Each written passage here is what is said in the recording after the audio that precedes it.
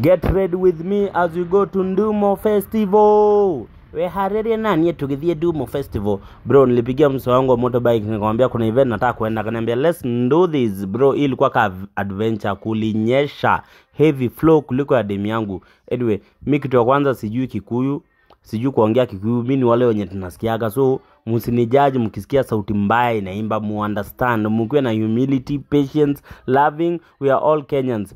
Kwa event hata wakuchelewa, nikiingia hivi immediately nilikuta watu wakiimba one time. Imagine.